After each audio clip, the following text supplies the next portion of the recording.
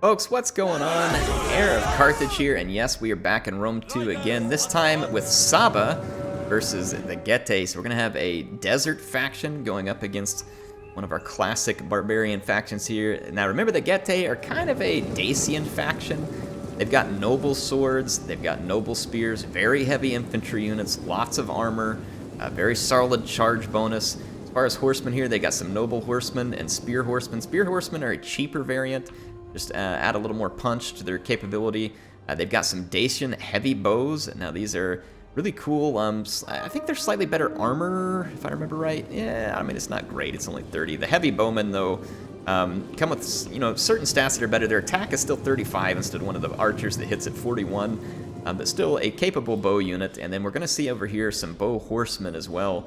Dangerous component that the Getae can bring to the field. Let's look at the Saba army here, or the Sabian army. Is that how you'd say that? Sabine army? Yeah, I don't know. We've got some armored camel spears. Now remember, camels scare horses in this game, so that's a cool unit to see. Mercenary Himyar cavalry is going to have a bonus versus large, kind of a medium cavalry. And then we're going to have some Marib camel cataphracts for the general and another unit. These are going to be very dangerous to the Getae horsemen. Very heavy armored, dangerous to infantry as well. Then we've got mercenary Masget marauders. This is going to be a sword unit. Looks like we got more of those there. And Marib guard spearmen, desert spears. Looks like Sabian spears out here. So yeah, just kind of an army of spears and some swordsmen, some slingers up front. The real damage potential here is probably in the camel cataphract units, which are going to be very dangerous for Getae. You can see this is interesting, though. Sol Invictus having to deal with being immediately outflanked by bow horsemen. It could be dangerous. These slingers not gonna love fighting the Dacian heavy bowmen. However, remember that slingers do have a shield, the bowmen do not. But slingers deal lower damage with more AP over a longer period of time, okay? That's how the slingers work. And these are just the standard 20 damage slingers. These are not like a special variety of slinger.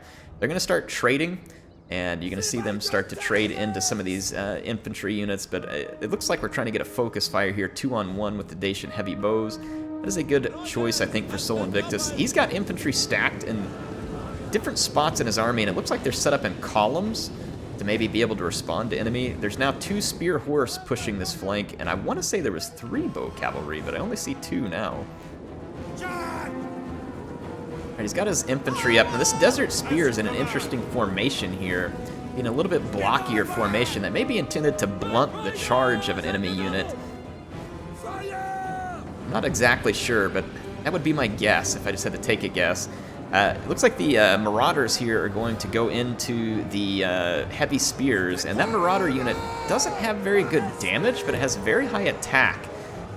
And it looks like they have a very high charge bonus as well, so it was good for them to get that charge. Pretty nice charge bonus on the Marib Guard as well. Again, not amazing damage because it's a spear unit. The Camel Cataphract is just going headlong into these spear warriors.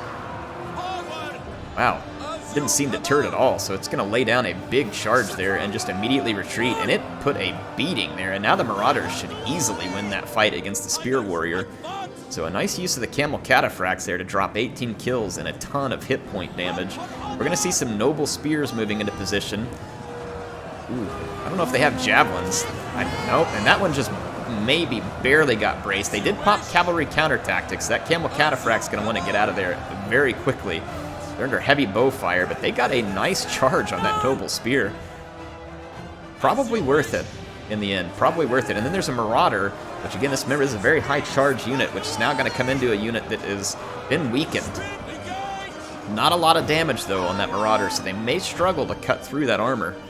Look at this nice outflanking over here. This Marauder already getting around the Spear Warrior, and a Camel Cataphract making its way to the flank, while the enemy Noble Horsemen have been caught by the armored Camel Spears. Oh, this is going to go south for the Getae really quickly in this fight. Yikes, that's going to hurt. Those Camel Cataphracts are going to hit like a truck, and then they're going to really hurt morale.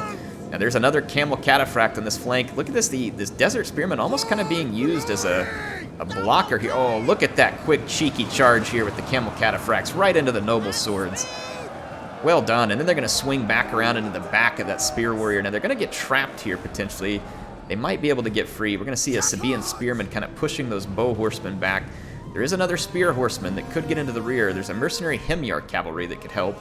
It looks like a bow horseman here has gotten into some of these skirmishers, the slingers. That enemy general is going to be toast. He is not going to survive that. The armored camel spears turned around. They're going to lay waste to that bow horseman. Look at this, though. Very nice charge from Getae. Those slingers are going to eat it. The camel cataphracts got free, though. Very little damage, so they got out of that very well. And they're going to crush that spear horseman. The noble spears are not having a great time of it right now in the middle, especially because of that charge. Those marauders are performing very well. Look at this, the camel cataphract general is breaking loose for the Sabaeans, and they are going to crush this Dacian heavy bowman. Yeah, those guys don't have a prayer. They're going to be protected by the spear warriors, but that was a crushing charge, and here comes some armored camel spearmen to follow that up. The Getae general is done. He's pushed off the battlefield, and that is going to hurt the leadership of the Getae almost across the board. You can see, though, that, like, this noble sword, not very phased, and they are actually doing quite well in that fight. However, they were about to be countercharged by the marauders who were free from another fight, and at this point, we're going to see the Getae concede defeat. I would have loved to see that play out, just to see it, but understand why they conceded defeat. They had been defeated. This was a really interesting game here. Sol Invictus gave us, and it's because the Desert faction probably considered an underdog in a lot of ways against these barbarian factions. Now, Getae, I don't believe, are sitting like in a top-tier position, but they are a dangerous faction. They have bow horses, they've got bowmen, they've got some capable swords and spear units that they bring to the table, but I mean, really nice use of the camel cataphracts. This one didn't get a chance to get as many kills, but those cheeky charges there at the last second, showing how that weight class of the camels can come in and really hit like a truck going into a fight. It made a huge difference against the noble spears in the middle. Did a really good job. Also, the armored camels was a nice touch there too. The armored camel spears, they really helped to do a good job against that noble cavalry general who just got absolutely shredded over on that left flank. And then these marauders, I guess the reason why, and I didn't get close enough to them during the battle, but they're an axe unit, so they actually do have decent AP. They just have low overall because they are getting good armor piercing, and with as high of a melee attack as they had, it is no wonder that these guys were getting a lot of kills because they did have good AP, so I was wrong about that. I assumed they were a sword unit, and when I saw that damage, I figured it would be low AP, but that is not the case. It was an axe unit.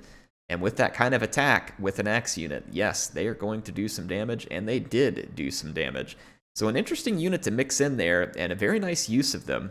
So a fun battle indeed, and I think well played overall here by Sol Invictus to get a very solid victory over the Getae. Hope you all enjoyed that one. Appreciate Sol Invictus sending it over to us. HeirofCarthage signing out for now. I'll see you all soon with some more action in Total War Rome 2.